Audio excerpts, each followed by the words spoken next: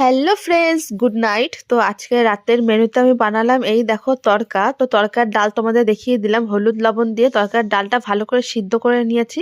চলো এবার পুরো ভিডিওটা তোমাদের সাথে শেয়ার করবো। আর এই দেখো এখানে দুটো ডিম নিয়েছি। দুটো ডিম এখন ভালো করে আমি এখন ভুজিয়ার মতো বানিয়ে নেবো, যেটা তড়কাতে দেবো। ঠিক আছে বন্ধুরা, তোমরা প্লিজ কমেন্টে জানিয়ে তোমরা কে কে তড়কা খেতে ভালোবাসো। তো আমার তো খুব ভালো লাগে, তাই ভাবলাম তোমাদের সাথে রেসিপিটা পুরোটাই শেয়ার করবো।